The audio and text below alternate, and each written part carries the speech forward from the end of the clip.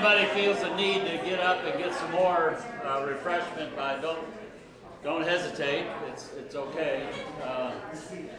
There are no reruns of the movie though, just so you know. Anyway, I wanted to come back to this question about C to N ratio because it's really important. I get a lot. All of you are asking about this, so it's important to kind of give you the science behind this. We're adding material, residue, mulch, compost, whatever you're buying, and it has a variable C to N ratio. Sawdust, this would be 500 to 1, or 400 to 1. Pine straw, the same. The bigger that value, the less nitrogen that's in your bag. So the higher that is, you're going to be in stress. And I wanted to show you if I added two different kinds of residue, a variable, two different C to N ratios, why I need to apply N to the material that has a wide range, a wide ratio of C to N. So when I apply residue, this is my soil surface, you do know that the microbes shoot up, degrade it, and 65% of the carbon that's in that material you added goes back to the atmosphere. That's called a carbon cycle. And so if you want to protect the planet from climate change, don't apply any mulch. No, I'm kidding. Obviously. But, you know, Karen, there was a legislator in Oregon about 20 years ago that proposed banning campfires on all state parks in Oregon. Why do you think that was? CO2, right? Well, fortunately, it didn't get much light of day because if I didn't burn the dead wood on the forest floor and I just left it sit there, what happens? It still goes. It just takes longer. The reaction rate's a lot slower. So anyway, there's a lot of nonsense out there that we can dispel. Anyway, 35% is incorporated by the microbial biomass, which ultimately forms somewhat stable carbon in soils called organic matter. Okay? So if I want to increase organic matter, you know I got to apply 3 times as much. For 1 unit increase organic matter, I got to apply at least 3 times as much. So anyway, I'm going to go through this really quick. A lot of numbers. Let me point this out. 2,000 pounds, 1 ton. Okay? 50-pound bag, 40 bags per acre. Okay? The residue is high C to N, 60 to 1. Okay? 40% carbon in the residue. I got that much carbon. 60 to 1. I have 13 pounds of N in that residue. 800 pounds of carbon, 13 pounds of N. That's the 60 to 1. I'm just doing you don't need to ever do this math. The point is that 35% of the carbon that I added is retained by the microbes. They need, since their C to N, look at the microbe C to N, it's very narrow, 8 to 1. I'm adding 60 to 1. So the microbes are starving for N. When they chew on that piece of residue, they don't find 8 to 1 C to N, they find 60 to 1, so they're short of N. They need 13, they need 35, they find 13, so they're 22 pounds short. So when you put on high C to N ratio residue, and if you don't provide a little bit of nitrogen to help it along, it won't degrade very fast. It'll take longer. So that's why sawdust is a challenging residue, but I love it because it's easy to spread and so forth. Yes? Well, so the soil report doesn't really tell you what nitrogen you have. So No. We'll tell you why. How much you put in. It doesn't. The only thing NCDA does down here is tell you how much organic matter you have. That's it. Yes? When you said sawdust, is that any type of wood or? No, specific? it varies, but they're all pretty similar. The range is not wide in terms of C to N. Okay. But again, if you buy the sawdust, get the report. So here's the same mass, 20 to 1. Previous one was, remember I needed to add nitrogen to the other one. We go through the same math. The microbes still need the 35 pounds of N, but the residue had 40 pounds in it. Lower C to N, so 5 pounds of N is now plant available. Now plant available. So that's why you need the waste report, yes. Where do you get sawdust? Anywhere you can find a sawmill. Georgia Pacific, yeah, if you're in the coastal plains, you can get it pretty quickly. But anybody that's in Raleigh, there's several places that when new homes are built, they take trees out, they save the big chunks, and they saw them up for lumber and so forth and so on, and they get piles of sawdust. And they used to give that away, now they're selling it. Is there a ratio at which you say, okay, now I need to add? Yeah, about 20 to 1, 25 to 1. Anything above? So see, if I made this 25 to 1 right here, that probably would have been closer to 0. Okay, so anything's over 20? Yes, yes. So that's just to summarize, I'm going to go by that. But here is a cover crop planted into grass. This is between a vineyard row we were working on. This is plant available nitrogen, pounds per ton of this cover crop. My cover crop N, I'm assuming is 3%, has some legumes in it. 3% N. That's total N is 60 pounds. The math of work, this is 1 in 100, so this is 60 pounds in 2,000, that's 3 in 100. Anyway, in 4 weeks, I can produce about 20 pounds of N with that legume. If I let it grow a little longer, I can produce a little more N.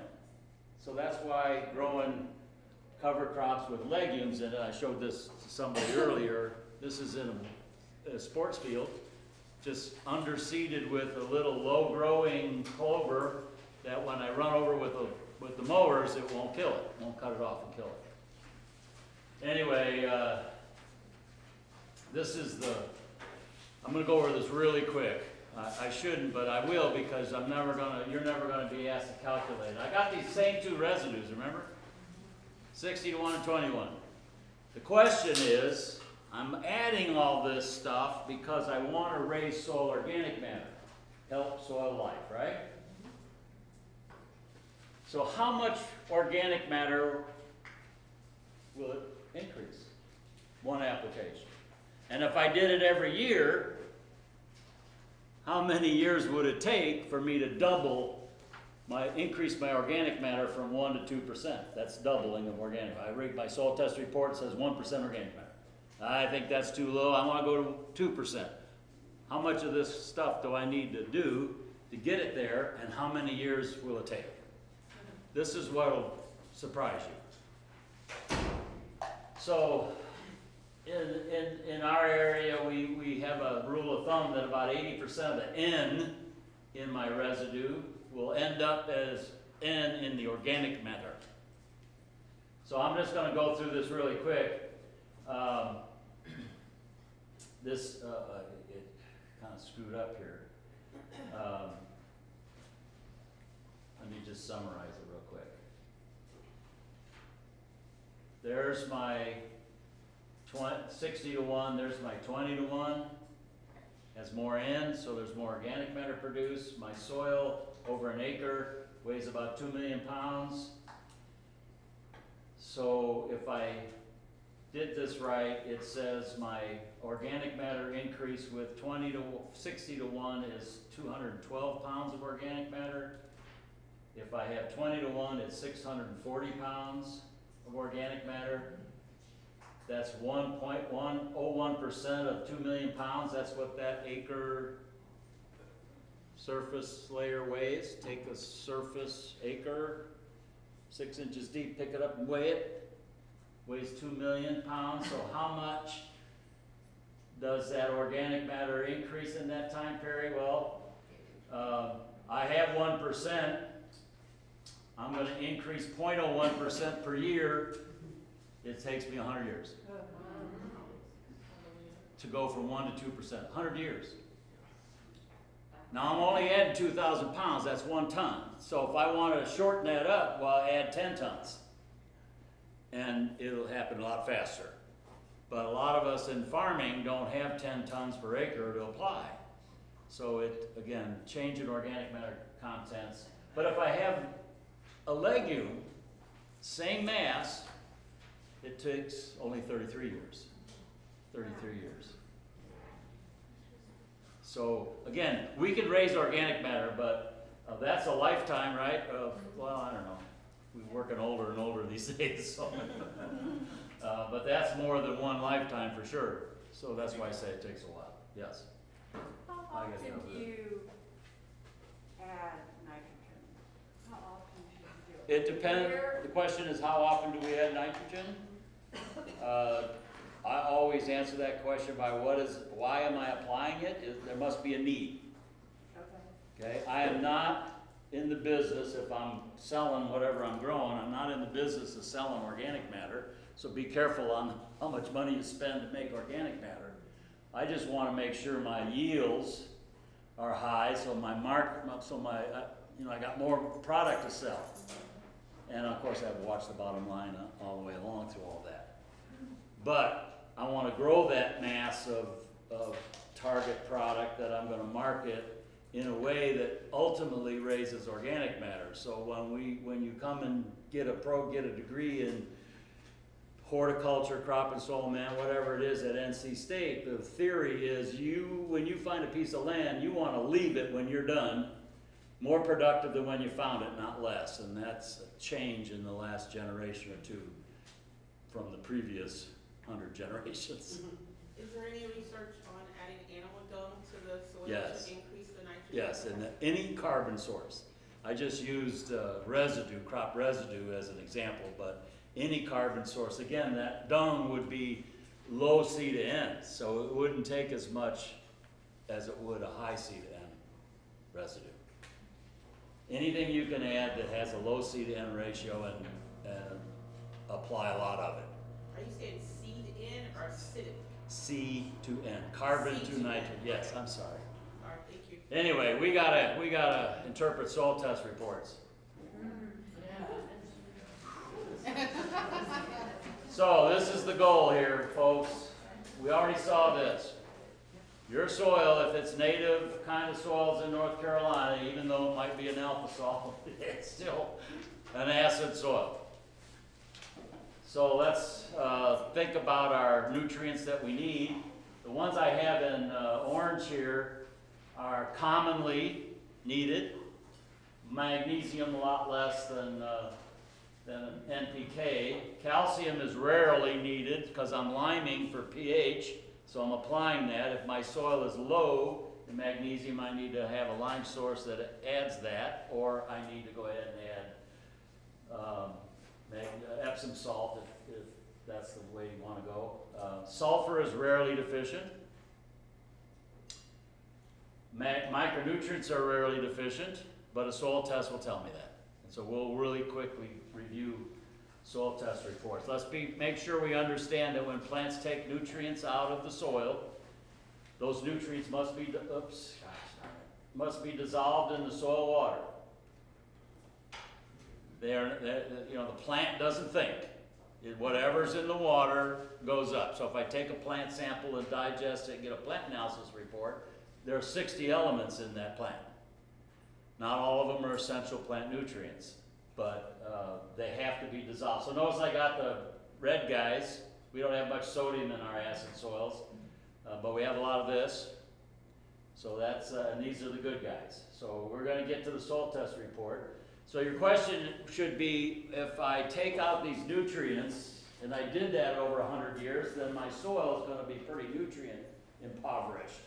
And civilizations over thousands and thousands of years have realized this, that they got to return waste and residues to keep things going. So what resupplies that solution? I harvest my crop, how do those nutrients get back if I don't buy and apply them? Well, we got clay minerals, remember that interacted with water. They have a negative charge and they hold nutrients. So we're going to look at that first. And then there are minerals in the soil, salts, clay minerals that or inorganic minerals that slowly dissolve and pump up some micronutrients, phosphorus, along with aluminum. And then this is the engine. This is the mineralizable nutrients coming from organic matter. So the higher the organic matter level I can sustain or realize in my, whatever my target area is, the more these nutrients will be available and the less I have to buy and apply. So, I'm going to go by the sampling thing, and you're going to teach them how to sample a soil, or they already know? They've done it. They already know. Great, we're going to go by this. This is I just want to share with you why it's so important. Before I plant a crop, I got to know what's going on. This is a vineyard being planted by a novice, soon to be retired husband and wife out in the lower areas of the foothills out northwest of Charlotte a little bit. And these are vine plants. These things are 5 years old. This is soils that were sampled to 4 inches, and then we looked at the next 4-inch layer, and then sampled the core down to 24 inch, 2 feet. And the phosphorus level is typical of mountain, lower mountain soils. So when you talk to a Fraser fir producer out there, they know they can get double the growth rate of those that are only selling a tree every 15 years, right? They could nearly double the growth rate of that if they would do some of this. But this guy planted these into this soil, and he never harvested any grapes. This plant should be up to here, and it's down here, and there's no grapes because it's severely phosphorus stressed. And then got mad at me when I used this slide in conversations and meetings with other wine grape growers about how important it is to blah, blah, blah. Anyway, he was embarrassed. I'm going to let this go. Just keep in mind, if you got larger fields, and you got slopes, you can't just sample the whole field. Low-lying areas separate from hillside, from hilltops because of the differences in water flow and organic matter. Yes? Because the combination of the clay, sand, and silt is so important, why are those not part of the report?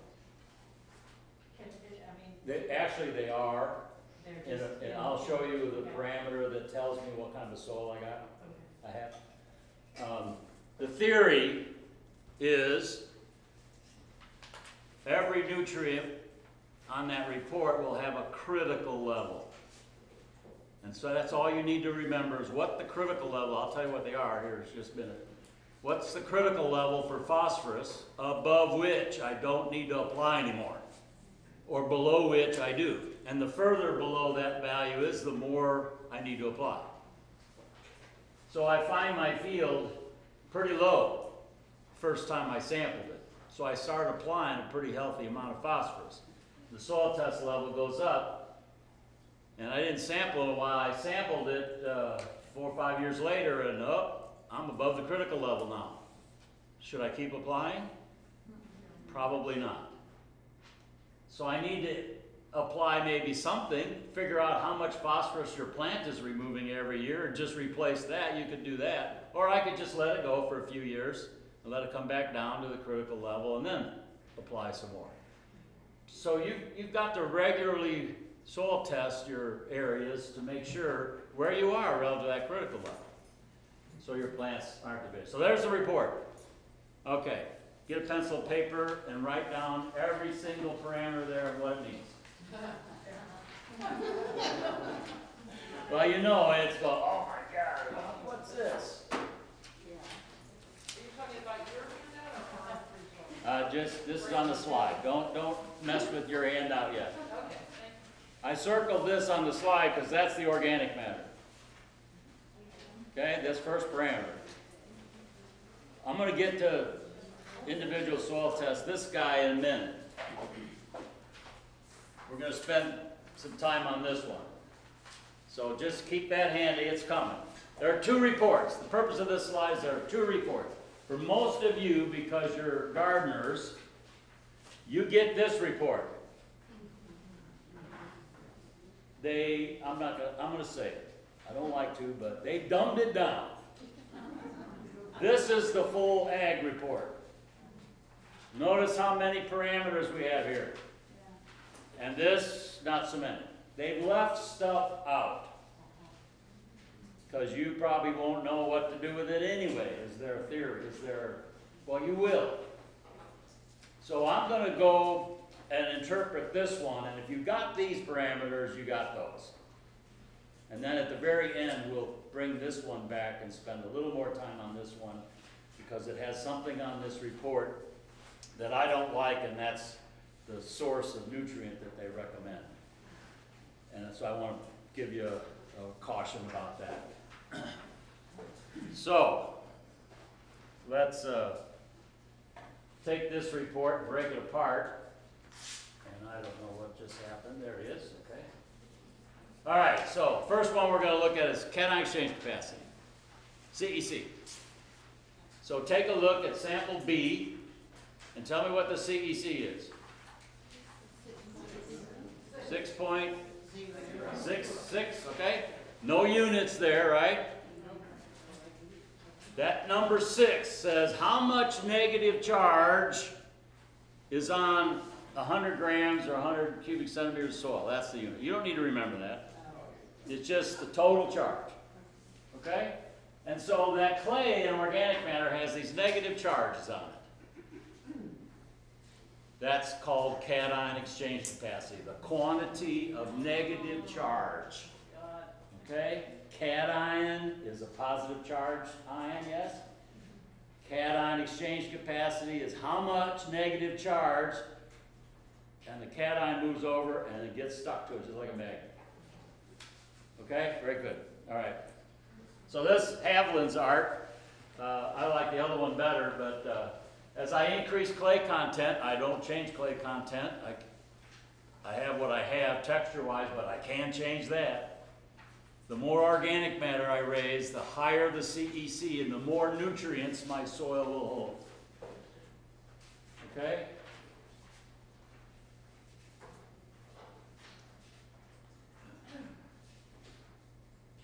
Everybody the right place? There you go. You got it.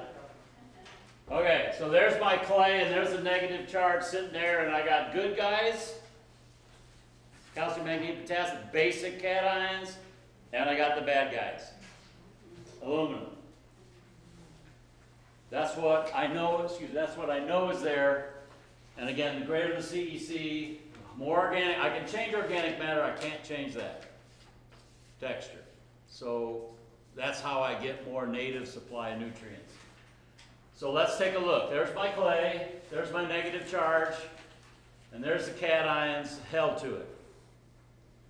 The good guys are in blue, the bad guys are in red. The acids, okay? So there's the surface of clay, the negative charge.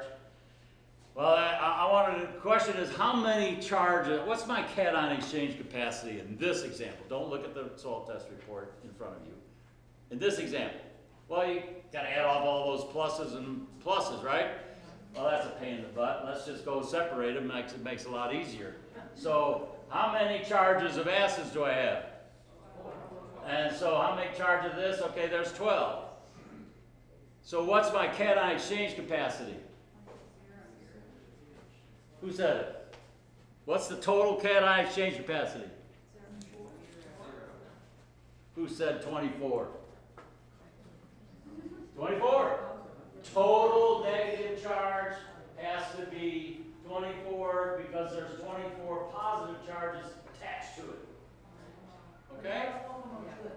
Not all of them are good. That's right. What percentage of the total are the good guys?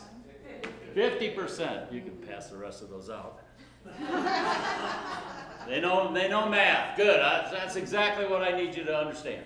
You just understood 2 parameters on the soil test report that are intimately associated with the lime recommendation. How much lime do I need to apply? Because when I do, I'm getting rid of these. 50% are bases. How many are acids?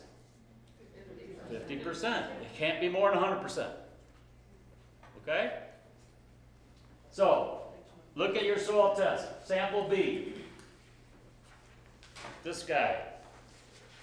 Anybody need one? Everybody got one? Sample B. There's my 6. My base saturation is 73%. What's the acid saturation percent? No. Percent. 27. It's not on the report. And doesn't need to be because you just did that math in your head. Okay? And they don't use acid saturation percent to make lime requirement. They use this number to make the lime requirement. And that number is not a percent. That number is how many acids are on the CEC. So 27% we know because we subtracted that from 100. 27% of 6 is 1.6. They don't share that with you either. They just share, that's how they do. They put the 1.6. 27%, somebody got a calculator, verify, 27% of 6 is 1.6. That's it. You now have, and there's pH, we know what that is, right? We now have 4 of the parameters important for making lime decisions for my soil. That's pretty cool. In just 2 minutes? Oh, no. So, here's how they change as a function of pH. There's pH. There's how many acids I have. There's the good guys, the bases. This is the percentage of each. And when I have no acids, 0 acids, my pH is, I have 100% base saturation, right?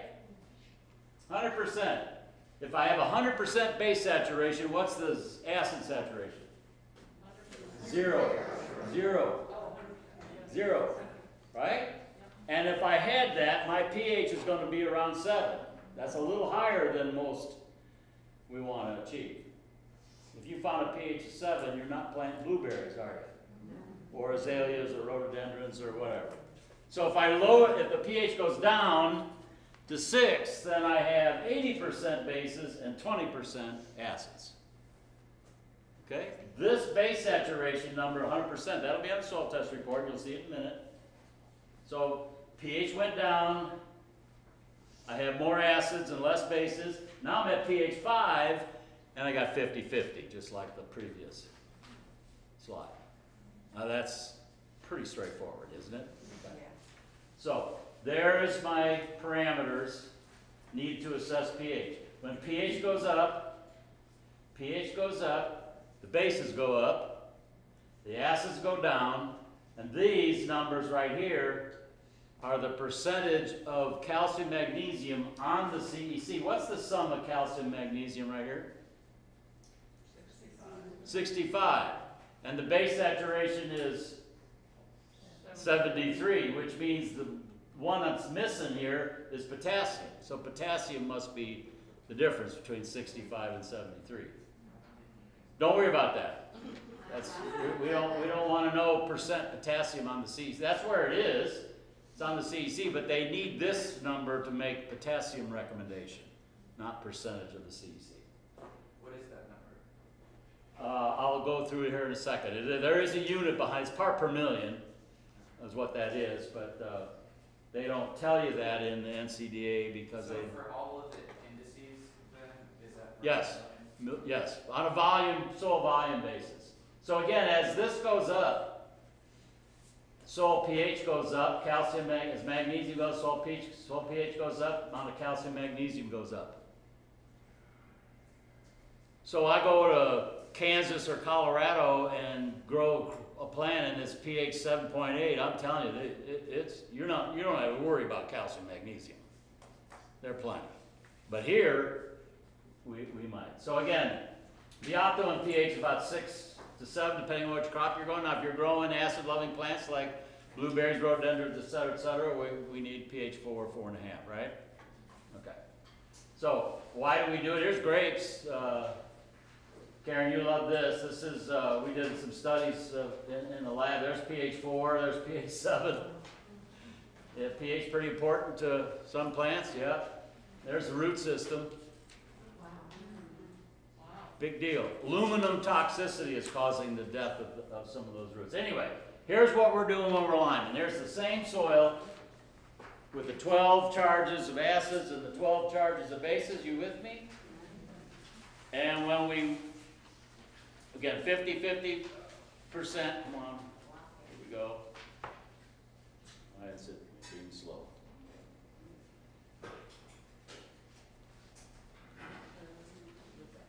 Was I not? No? Okay, there you go. Okay, what I'm trying to do, I don't need to get rid of all the acids. I just need to get rid of a certain amount.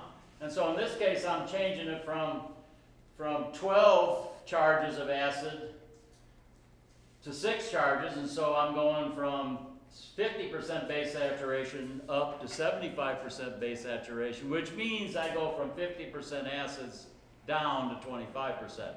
I've just replaced the aluminum with good cations, good bases. Yes? Are you actually removing acids or just diluting them with more base? No, you're removing them from the CEC, but they don't leave the soil. They are a little bit beyond this course today, but it's still there, but it precipitates as aluminum hydroxide. As pH goes up, I got more hydroxide anions in the solution, and so they combine with aluminum. Aluminum is still there, but it's as a precipitate, and as I add more acid after liming, then my pH starts to go down, and that aluminum hydroxide dissolves and comes back, and it goes right back on the CEC. That's why every 5 or 6 years you're liming again. Very good question. All right. All right, let's get this up real quick. This is your test. So, sample A, what's the pH? You all have a sticker, so don't be quiet now. 5, okay. What's the base saturation? 60. Okay, I said 50. That's a lot of samples, and so there's some variability. In this case, this sample had 62%. What's the acid saturation? No. 38%, right? Very good, 38%. 38%, 1 point, get a calculator, 1.7 divided by 4.5, that's 38%. Okay. Calcium, magnesium, what's the total of that?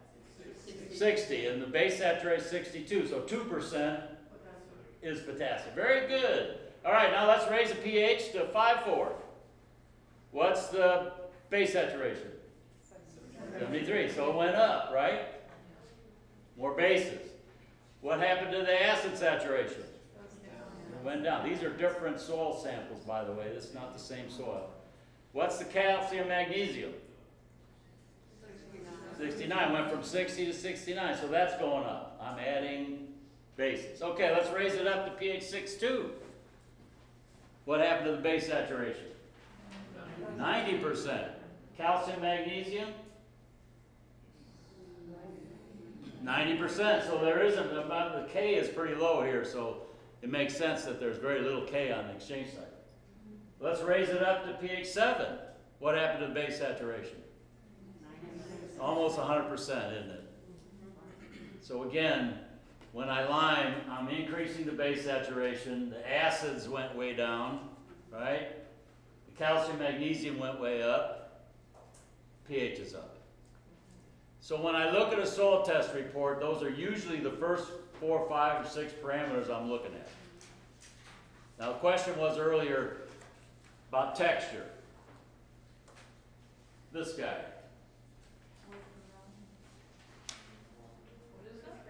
That stands for worthless Volkswagen. No, that stands for weight volume.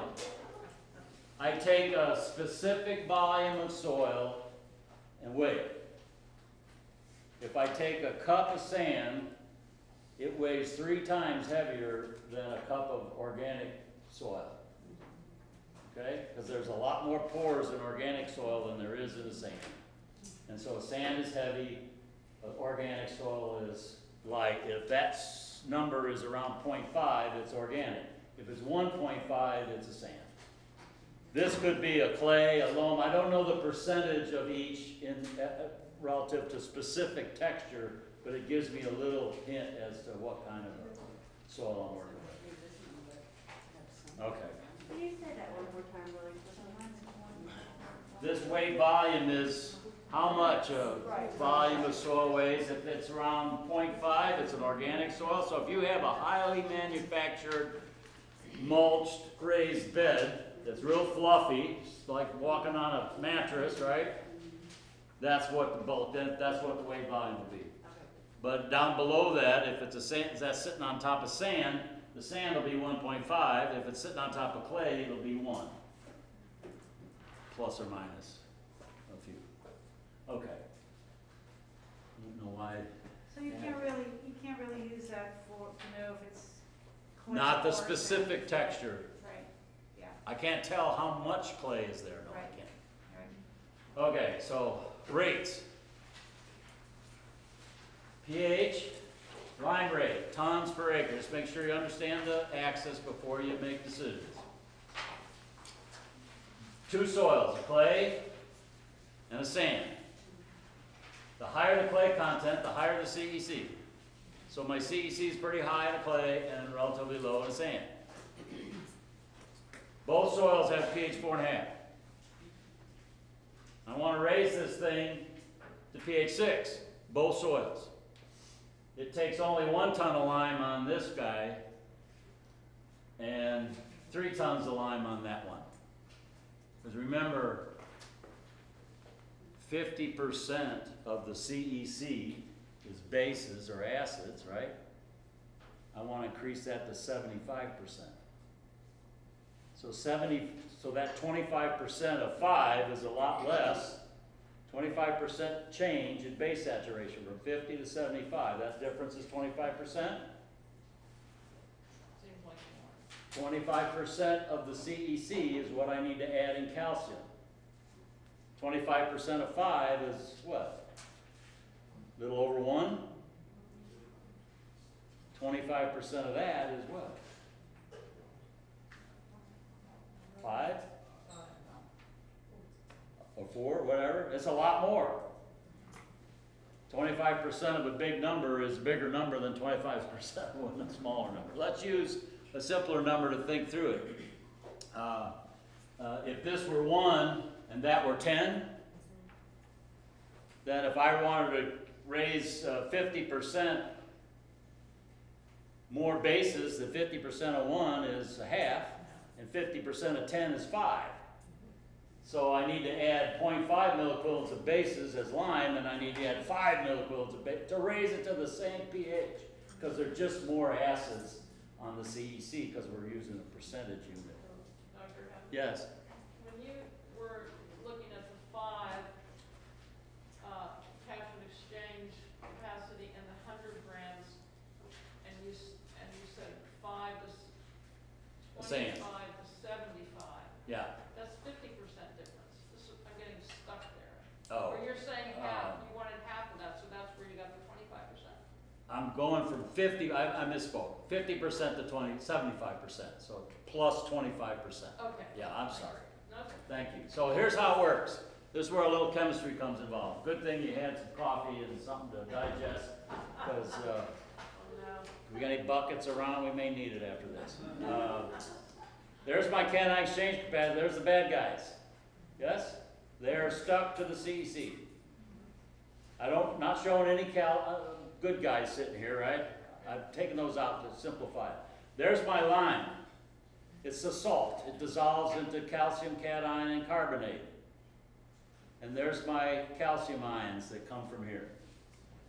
So this is what happens. 6 charges of calcium knock off 6 charges of aluminum. Aluminum goes in solution, precipitates out aluminum hydroxide. It's still there. It's going to come back once that dissolves again. But that doesn't work for me, because guess what? Oh, what's going on with this thing? That aluminum, as soon as it goes in solution, loves water. And as soon as it does, it forms that aluminum hydroxide and releases hydrogen. So as soon as I knock the aluminum off, my pH of the solution should go down. But fortunately, as that happens, I have this sitting there, waiting. And that will combine with the hydrogen to go to CO2 and water. And that's how the pH goes up. Whoa. This is sitting there waiting, no free lunch. 4 or 5 years from now, that reaction goes back the other way, the aluminum goes back on, and we're back to where we started. Wow. Okay? Little knowledge is very powerful, isn't it? Now, on your soil test report, the lime recommendation, you see them up there? Soil A, and notice the lime recommendation is declining as pH is going up. Notice that? A through D. For sample C and D, there is no lime. Lime recommendations up here at the top, right here. See it? 1.1 tons, then 0.8 tons, and then 0.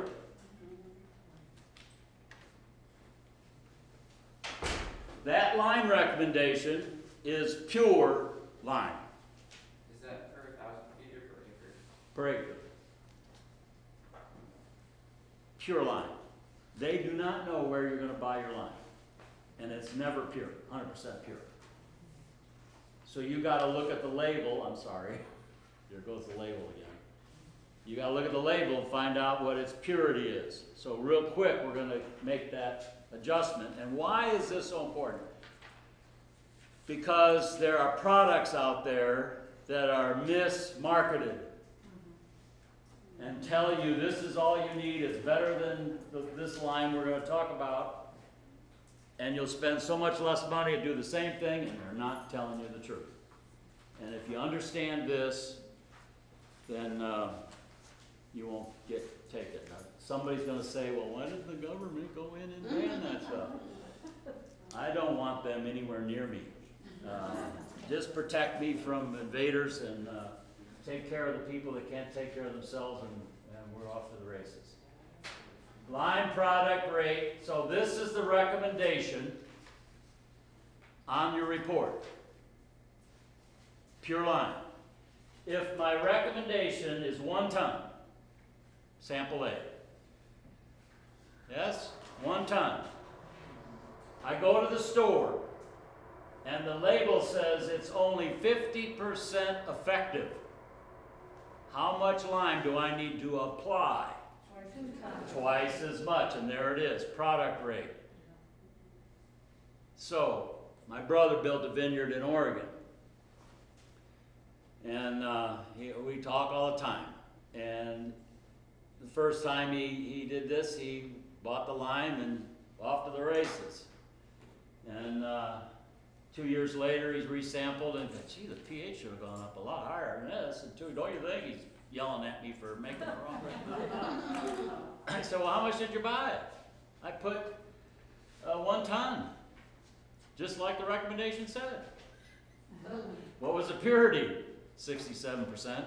So he needed 1.5 tons or whatever to get there, and that was the problem. So you gotta make the adjustment. Now, the key thing is you never have to do this math because the label tells you this value. Tells you the 0.5, the 0.6. Now look at that. If it's highly pure, 0.9, I only need 1.1 tons. Okay? The more pure it is, the more it's going to cost. Just keep that in mind. So you can do the math there. So what lime? You get this ag lime. It's either calcite or dolomite. You know, many of you are aware of that, right? If your soil test says I'm low in magnesium, then this is what you ought to buy. You got to raise pH anyway, you might as well add the magnesium. By law, dolomite has to have at least 12% magnesium in it, or they can't sell it as dolomite. Now, if you make a mistake and don't catch that, and you apply this, then you might, over years, force magnesium into a deficiency, and you'll have to add some magnesium sulfate, etc. That's ag lime. And, and then this is pelletized. Anybody heard about that? Pelletized lime. When I'm applying lime, I'll show you a slide in a minute. Pelletized lime, you know the whirligig spreader? Pelletized lime goes through the whirly, drops down into the little blade, the spinner blade. If you use ag lime, it won't do that.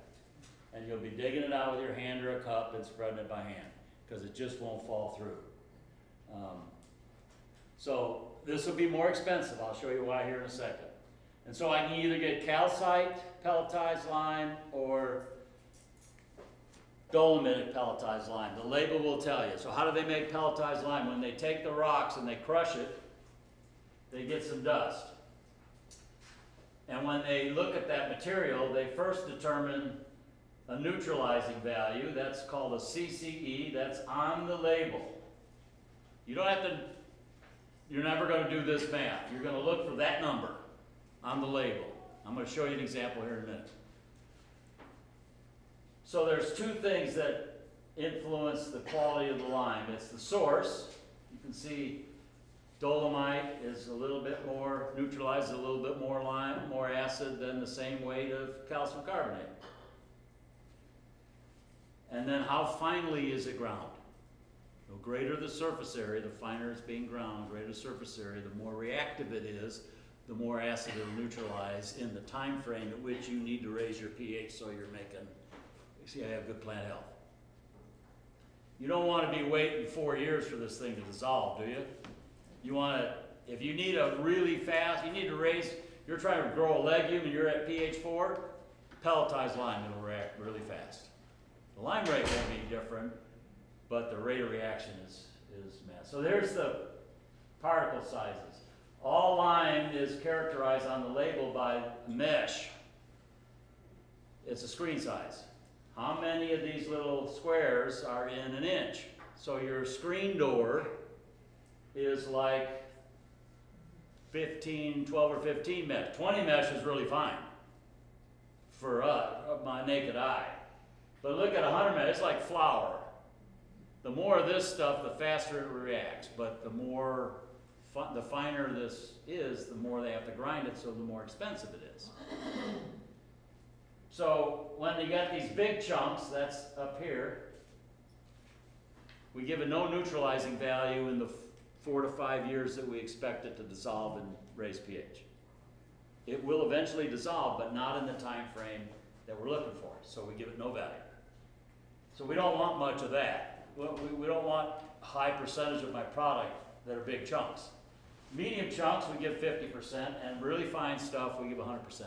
So all I need to do is recognize that if I don't apply lime, my pH is at 5, it's still going to go down because I'm not neutralizing the acids. I'm still adding acid, a little rainfall, craft growth, etc. Organic matter, degradation. And if I apply big chunks, well, I can get it to go up. It'll take a while, but I can get the pH to go up. But if I continue to lower, grind it finer, finer, finer, then look at the reaction rate. It just go right up. In less than a year, I'm right where I need to be. It's going to cost more. And pelletized lime is they took the big chunks and smashed it, and it creates dust. They used to do this outside in the old days. Now they do it all in enclosed buildings because they found out that that dust, when they broke the rocks, was 100 mesh or smaller. And that's the most valuable. So now they collect that out of the air and then add some coagulants and stuff to make those pellets, and that's 100 mesh or 200 mesh product, and immediately dissolves when you apply it. So again, if you're a small area and you're trying to do whirligig, you gotta have a pelletized lime. The dust just sticks the chunks together, it won't go through the spreader. Should you wear a mask when you're applying? It won't hurt you like some other dust will, but I always do, especially if I'm right behind it and wind is blowing in my face, I always do. Can the pH change so fast that it stresses the change and when it stresses No. the plant? No. Not that fast. Okay. So, again, this is the parameter you're looking for on the label. ECCE is what rock did I use, and how finely did I grind it. Some labels use this value, ENV, effective neutralizing value, means the same. Okay, so usually the values are less than 100%. So if I'm recommended 1 ton and it's 0.5, the ECC is 50%, I need to apply 2 tons. So here's an example. 8 mesh, I don't have any. I mean, the value is 0, I already said that. 50% neutralizing value if it's medium, and if the fine stuff is 100. So here's an example label. I didn't have any of the big chunks. That's good. 16% were here and 60% were there. So my fineness factor is 76%. If my CCE were 90%, I multiply them together, it's not 100%, it's 68%. So I need to apply 1.5 times more lime than the pure lime. Is this on the label? It is. I'm going to show you an example here in a second. So there's me trying to apply, that's ag lime, I don't use that, that's pelletized lime. This is the product I wanted to forewarn you about, and hope nobody's working for this company. They don't like me much, because I have had them on the phone a whole bunch of times over the years, and the reason that is because one of the wine grape growers I worked with, an elder lady, went to all this training stuff and did the soil sampling, and she needed to apply a ton of lime, et cetera, et cetera, et cetera. She said she did it, applied it just like we asked, et cetera, et cetera. And this guy comes along and says, I use 25% of what this ag lime is. If you buy mine, you only need 25%. Now it's 3 times the cost, but you're still saving money because you're only using a fourth as much. Okay? So I asked the lady, before she bought her lime, this guy came along, and so she bought this and applied it. And was calling me the next year. She soil sampled and said, pH never changed. pH didn't go up. So why is that? What did she need? So there's the label. This is what you find on every bag. Go to Home Depot and turn the bag of lime over, and you'll see this on there. And there is the CCE, that's the source, 91%. So I need that value. The ENV is like this. Now they calculated this a little different because they included moisture content in this ag lime. As I determined, they wouldn't admit that. I asked them what the lime score was, and they spit at me and said, well, you're the professor, you should know. I've never seen that parameter ever, except on this company. So I don't know what a lime score means. I think they just kind of took this number and said, well, it's not quite that high, let us drop it. I don't know. Anyway, let's look at the fineness. So I know this number, we're going to use that number. CCE times the fineness gives you the effective calcium carbonate with the ECCE. Very good. So 100% of it passed the 8 mesh screen, which means there are no big chunks. It's all little guys. And only 5% was held on the 60 mesh screen on top. So 5% of the product is 8 to 60, 50% available. And the rest of it was this fine stuff, 100% available. So it's pretty finely ground. It's a good product. The question is, if the recommendation were 1 ton, she put 500 pounds on, 25%. What should the recommendation have been had we looked at the label? So there is the relationship. That's 91%. We're going to calculate this.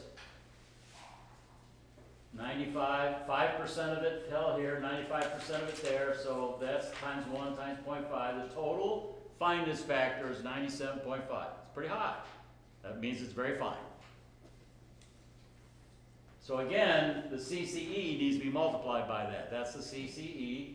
And so there's the 91% times the 97.5%, and I get 88.7. Now if we go back, there's the 88% ENV.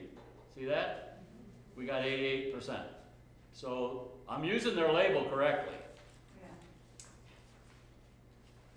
Yeah. If my lime rack is 2,000, I need to apply 2,250 pounds, not 500.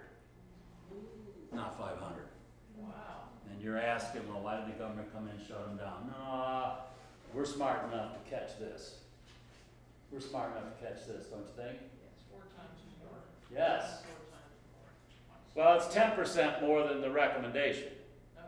This product, I need about 10% more than regular. This is 80, 90% pure. Okay, effective. Okay, very good. All right, I want to show you another product that's running around. This is why we spend time studying, just reviewing a little bit of chemistry and a little math involved and how it works in soil, so when this stuff hits you, you don't freak out. And you don't spend money you don't need. This is Agrical. It has 10% calcium, that sounds good. But it's calcium chloride. It's not calcium carbonate.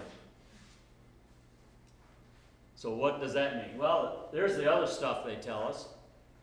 Oh my God, it does all that for me? Where do I find it? I want to buy it. And then it says dissolves natural lime in soil. What? We don't have natural lime in our soil. We have acid soils. If we had natural lime in our soils, the pHs would be above 7.5 and we wouldn't be worried about liming. So then it does all that. Now, if I want this product, and I have calcium deficiency in my blueberries, azaleas, rhododendrons, this is the product to buy because I don't want the pH to go up. I have calcium deficiency. So this product is viable, but not for the purpose that they're marketing it, which is to raise soil pH, get rid of aluminum on the CEC.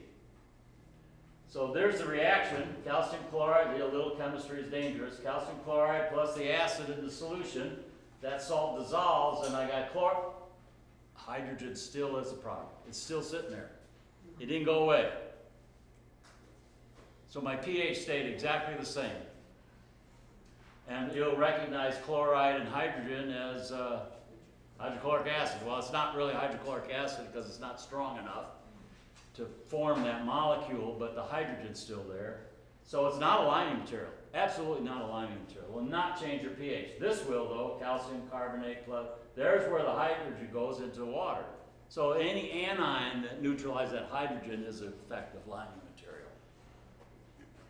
Okay, so we're gonna, now, in the interest of time, I'm gonna go by this. There are lots of products. These are some products, and I'll come back and talk about this another time. There are a lot of products out there that tell you if you buy this, you'll increase organic matter, you'll increase the number of microbes. This is great stuff. It's very expensive and it's not as effective as mulch and compost and residue and so forth and so on.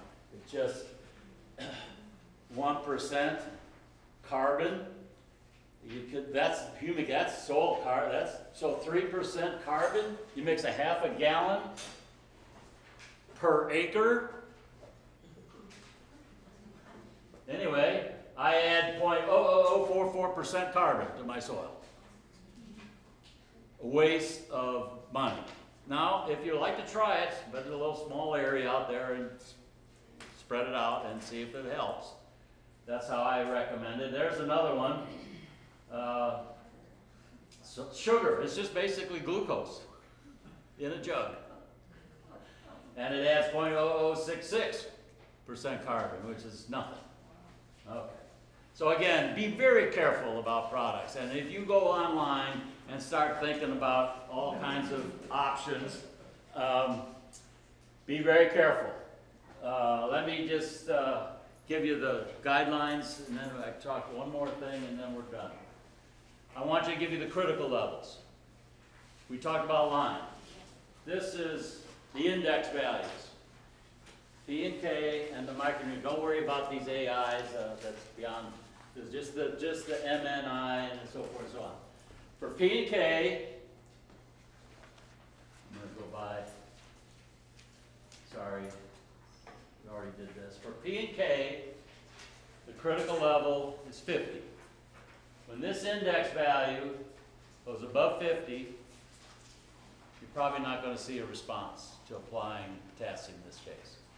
Phosphorus is half of 50, so we'll likely see a response. Okay? Just P and K. Is that combined or each level should be less? Say that again. Was the 50 combined for the two or each No, no, level no. should be under? When this is over 50, and it is, it's 9 over 50, so it's just at the critical level or slightly above.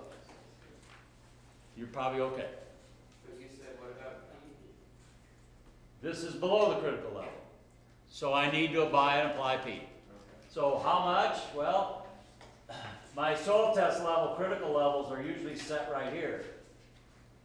It says my soil is meeting, if it's above the critical level, my soil is meeting 100% of the crop requirement. But when it's very, very low, that means the number 5, 10, 15 out of 50, then my soil is not providing much and I need to make up the difference. Okay? All right. So, micronutrients, it's half that value, 25.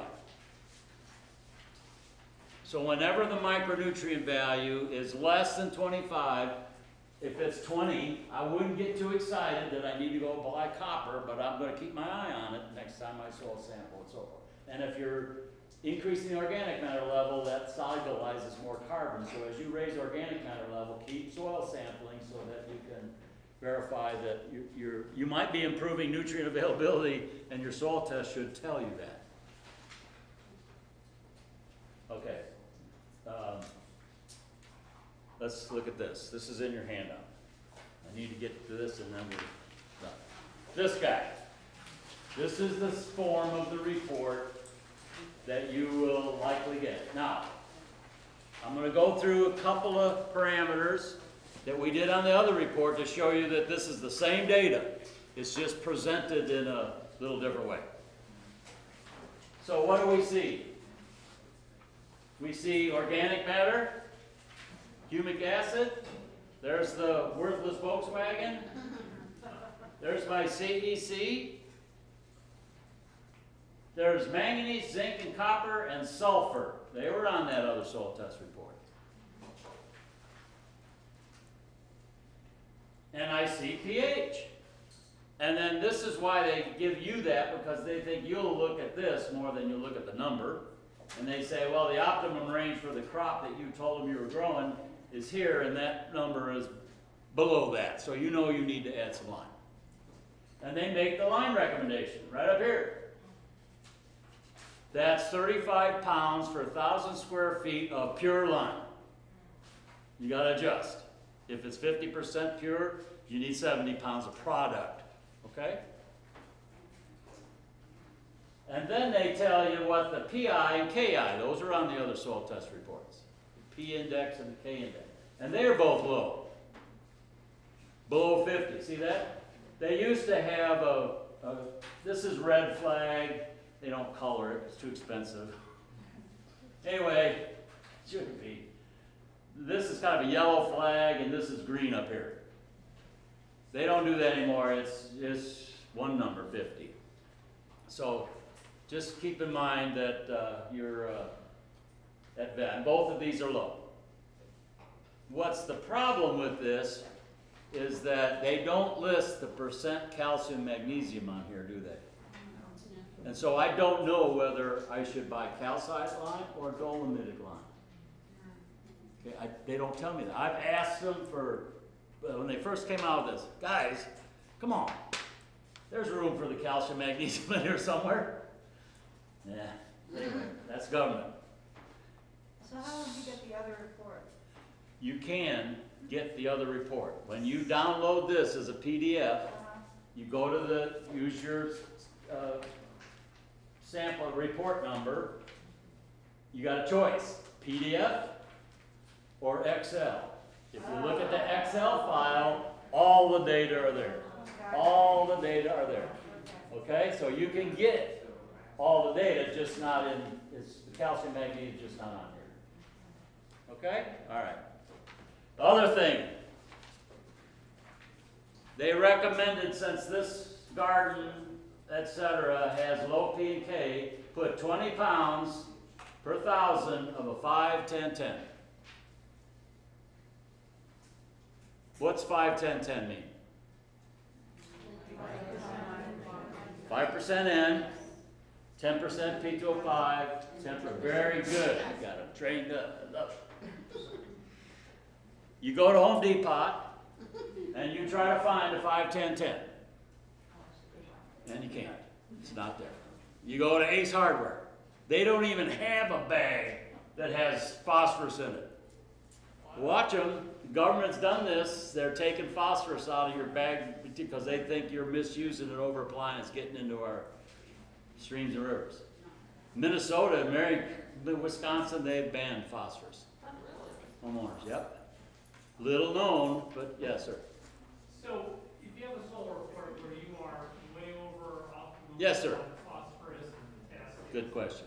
And you said earlier you could wait a while before you apply to this. Is how long you wait Yeah. to be determined by soil characteristics or fertilizer characteristics? Using rock phosphate and green sand, for instance. Very good, all good questions. If I have a crop or cropping system that removes a lot of phosphorus, for example, legumes, if I had a field of alfalfa, clover, a lot more than a field of corn. Okay, so that's one parameter. The only way to really address that question is to make sure that every 2 or 3 years, you're pulling a sample. So you could probably at least wait 2 years before Yes, you apply. yes, yes. Much longer in many, many, many cases. The problem is that if you don't sample the area in exactly the same way, not the same hole, exactly the same way, this part of my garden over here is different than that part. That's one sample sent to the lab, this is a different one. If you sampled it differently, then the data aren't gonna line up over time. So you need to be careful about the sampling plan, have it consistent. We didn't have time to So discuss it. southern states wouldn't have that type of fertilizer that you. Oh, good question. So, I've got a sheet that we were not gonna go over, but I gave Ashley $100, and she said she would work with you on this. See this one with all the blank side? This is your homework. Ashley says you need to bring this by tomorrow. The worked answers are on the back. So what happened? I went to Home Depot and I didn't find a 5, 10, 10. I found a 12, 5, 7. So how many bags do I buy? So I can calculate how many bags. I just got to go to Home Depot and find out what they have. Their advice here is to go to Home Depot and find something close to that. The reason why that's 10% P and K is because the P and K is so low, and I only needed the 5 pounds of 5%, 5% N, the 20 pounds per thousand with 5% N, to satisfy the N requirement on my crop. And since it has twice as much P and K, that should work as well. But on the back of this, I take a different fertilizer grade and work out how many bags you need. So you just go to Home Depot and look at what options there are, and then assume, you have to look this up in their manual, how many pounds of N per thousand does my grass or garden need? It's usually 1 or 2 pounds per thousand. And then do the math, and I share you how to do that. Now, I also, if you decide you'd rather do organic, I have an example using a 1-2-1, 1% N, composted cow manure. Okay, so let me just throw in I shared this slide at a meeting with, I forgot the company's name now. They make compost. It's huge on the East Coast. And they are selling it to, obviously, retail, they sell it wholesale, they do homes and gardens and landscape. And now they've got a growing ag market because farmers are needing to increase organic matter too. And I shared this slide, and they are obviously, compost is better than anything else, and fertilizer damages your soil, is their philosophy. I didn't know that at the time. I just thought they were, let's base our conversation on the science and not, you know, the religion. And the truth is that that bag of salt, called a fertilizer, common manure is a fertilizer, just organic. The bag of inorganic fertilizer are all environmentally and soil safe. They will not pollute the water. They will not kill the bugs. They won't do any of that if you manage it correctly. If you mismanage it, things go sour. The same can be said with animal waste. So I make the case based on lots of science around the planet that if I apply animal waste to a farm field to meet the nitrogen requirement of my crop, the amount of N that goes up in the atmosphere as NOx's, which are global warming gases, is 3 to 5 times what it is from urea. 3 to 5 times, because I'm adding that nitrogen with a lot of soluble carbon, and those microbes that convert urea to N2O and NO2 and all those NO have to have soluble carbon to do it.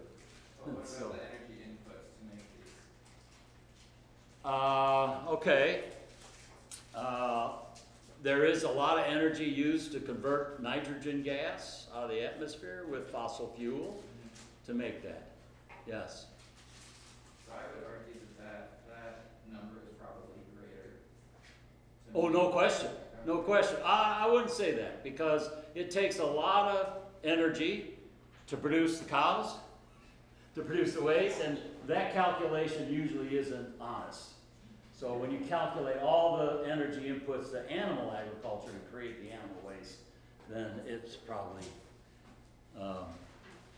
the question the consideration I'm asking is don't be afraid of putting a little fertilizer if you need it, inorganic if you need it. For example, we have a lot of literature that says if I put on a high C/N ratio residue, like sawdust, and I need to put on a little N, I can increase the amount of that carbon that goes into making soil organic matter by about 20% with just a small dose, 25, 50 pounds of N per acre. Nothing that would cause water quality issues or anything like that. It just, I'm meeting the N requirement of those microbes to make that organic matter, and I get the organic matter out. All right, we're done. Anyway, I like organic sources. If I have a choice, I'd do that, because of those other values we already went through in why we want to increase soil organic matter.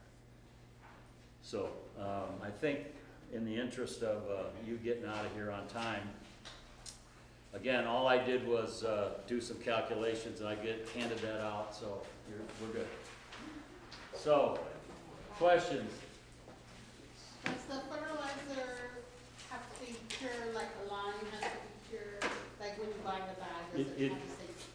It doesn't have a purity. It just says, what is the percent on a weight basis in this 50-pound bag that is nitrogen?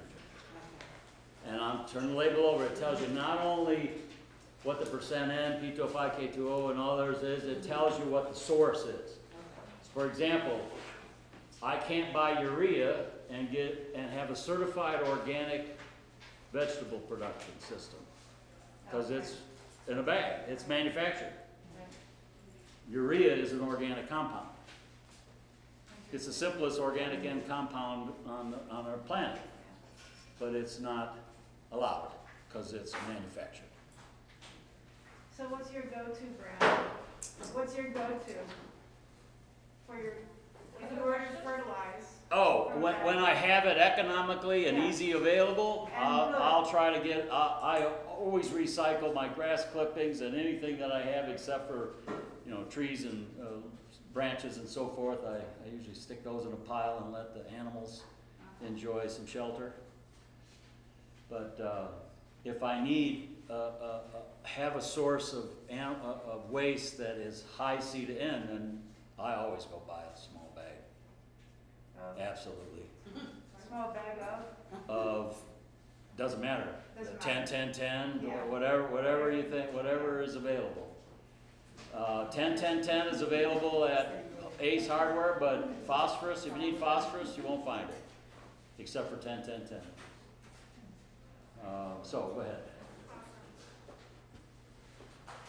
Awesome, thank you. Is this on? Yeah, okay, cool. Go ahead. Good. And you'll stick around for Yeah. a little bit, right? Okay, so we'll have a little bit more time for questions with Dr. Havlin afterward. I just want to take a couple minutes, total change of pace, to talk about the plant toolbox, just because this is a tool that a lot of you guys might see, and you might have been exposed to it a little bit in the past, but it's a really cool resource for problem solving, for learning about plants, any of that really. Okay, so, awesome, I'm like still coming down from the soil talk, which I always love. So the plant toolbox, this is at, Ashley? Yeah. I don't think this is on. oh, it's not, it is, it's just not loud enough. Okay, let me do this. Does that help? Yeah. Yeah, okay, got it. I'll be left-handed for a minute. So this is plants.ces.ncsu.edu. I will send you a link to this. Typically, if you see things coming out of, especially NC State Extension, they will have this .ces.ncsu.edu, and then we put whatever our word of interest is. So you'll see that kind of web address a lot from us. This is a really, really cool, how many of you guys have used this before or seen it before? Cool, awesome, woohoo! So this is awesome because it is put out from the state level, but a lot of it was actually built by volunteers, even by volunteers here in Durham County. We helped populate a lot of these fields, and what this is it's a database of like over 4,000 plants. There's almost 100 data points on each plant, so it's things like what are their growth characteristics, what are problems they might have, what are considerations about them. Excellent pictures, great pictures including of what a lot of them look like in landscapes, what they look like in different seasons, all of this different stuff. And so there's a couple things I want to show you about this real quick. And the reason I'm showing you this is because A, it's super useful and fun to look at, just from a plant nerd perspective. B, super good for when you're answering questions, if you're trying to identify plants for someone else, or if you're trying to make plant recommendations for someone else, this can be super helpful. So, there is, we can even just go to this first one. So there's a search bar, you can put in any plant you want, but there's also these bars up here at the top. So there's find a plant. This is really cool. Because what is really nice about this is that with all those data points for each plant, they let you actually go through and customize.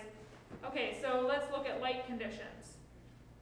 It's Durham, so let's assume we're looking at partial shade, right? Because that's what a lot of us are dealing with.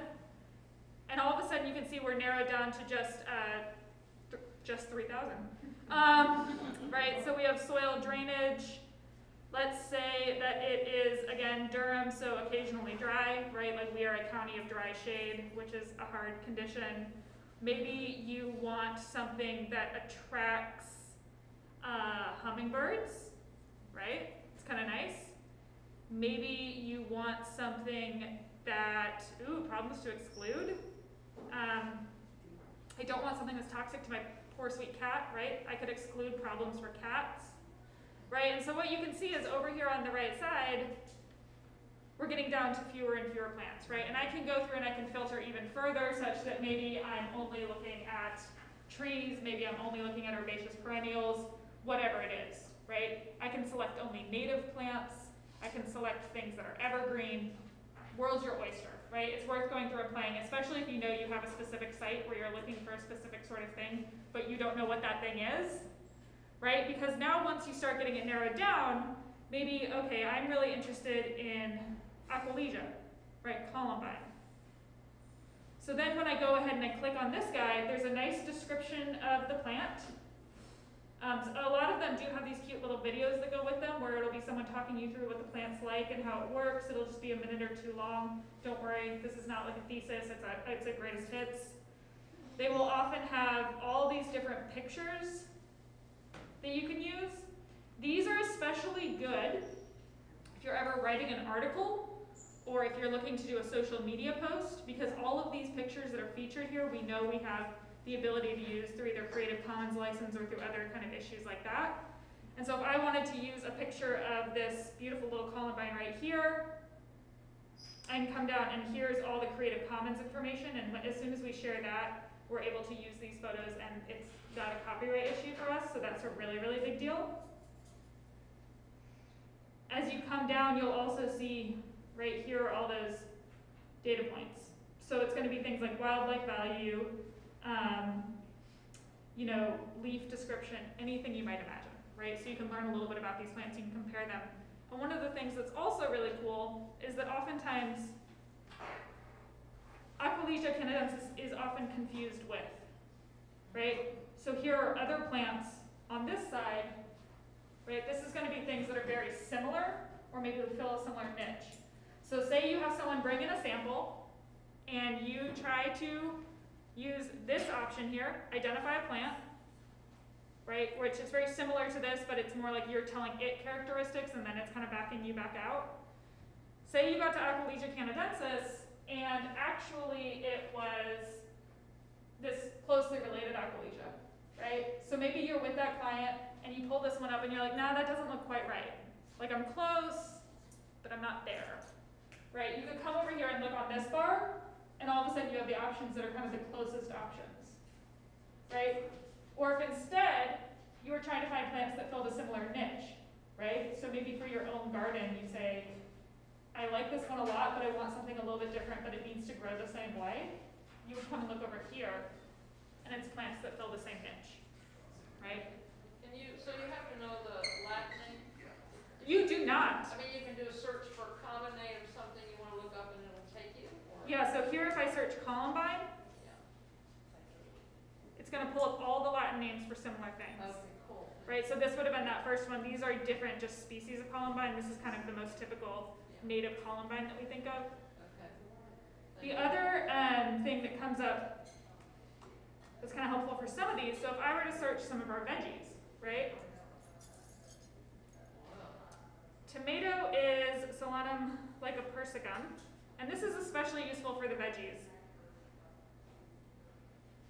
I don't really care as much about plants that fill a similar niche for tomato, right? I'm like, no, I want tomatoes. That's what we're doing here. But what it also has is common problems, okay? So for tomatoes, that's especially helpful. For our veggies, that's especially helpful because if you have a tomato come in, or your own tomato, and you're trying to figure out what in the world is going on with that plant, do a veggie search on the plant toolbox. It'll bring you to common problems. And so maybe I see, okay, well, I think it's blossom end rot, right? That's on a tomato when kind of the far end of the tomato starts turning black and gnarly, and actually a lot of times we say it's a calcium deficiency. Spoiler alert, it's a water issue in our area, it's not a calcium deficiency. But so you can click on that and it takes you straight to an extension publication all about that problem. So you can read more, you can learn more. Not in this one, but in a lot of these it'll have pictures as well of the issue, right? So it's really, really easy to research that way. When you say a water issue, excuse me, do you mean something in the city water itself? No. Blossom end rot is described as being a calcium deficiency, but calcium is a mobile nutrient. And so the problem is actually that it doesn't have regular water, and so the calcium cannot move efficiently. I see. Yeah, Okay, so regular watering will help solve that. And so, again, lots of cool pictures. And then the other thing to help that can be really cool, or the other thing that's really cool, is if you go up to this design gallery option, there are all these different beautiful gardens you can look through. Yeah, so design gallery is up here at the very top. So it doesn't tell you where you're gonna buy everything. I know, wouldn't that be great? No, I wish. And sourcing. No. And so the cool thing about the design gallery is that, so for this guy here, you can look at this and think, oh, that's also beautiful, you know, and it will tell you all the plants in that group. Okay, so this one down here that's so nice is the Acorus. If I go and I click on that guy, right, it tells me all about it, tells me pictures, shows me everything, right? So they're really cool. I love that. Okay, good. I was like, you're going through something. Okay, no, that's great. So that's the cool thing about this, right, is that it allows you to see how these plants look, to click on them, to see exactly more information about them. And then for a lot of these as well, so this is, this will probably only, oh yeah, if I were to instead search Acer palmatum, right, this is a Japanese maple. It's a pretty common variety, coral bark. Really spend some time exploring these pages for the plants you're interested in, because you can also do the opposite, right? See this plant in the following landscapes. Okay, so let's see what it looks like in a lush foundation planting, right? And then you can see here where this is a foundation planting that has a coral bark maple in it, right? Sorry, when you get a chance, can you show us how to pick only native? Yeah. Yeah. So the way you would do that is, so they have anticipated that you want that, right? So that's one thing. There are two ways. One is that there are some quick plant lists here, and one of them includes an NC native pollinator plant, so not just only native, but native pollinator plants. You could certainly go there, and that would be a great place to start. The other thing is if you want to find a plant, you go to find a plant, right? And then, this is a fun one I get to do on the fly in front of you, trying to remember. Okay, landscape theme. One of these is, Native garden. yeah, you're good, native garden.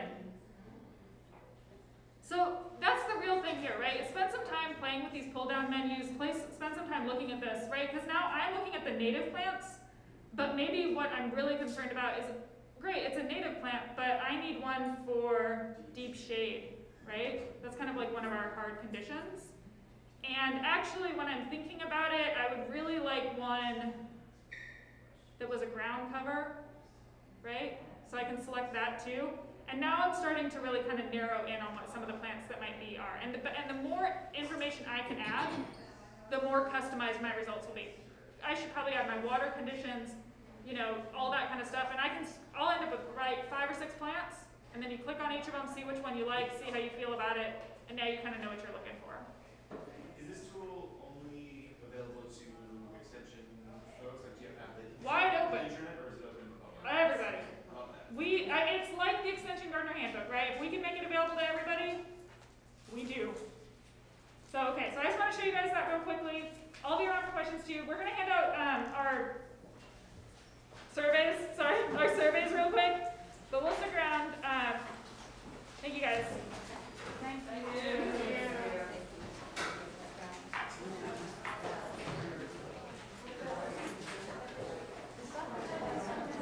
I bet he is.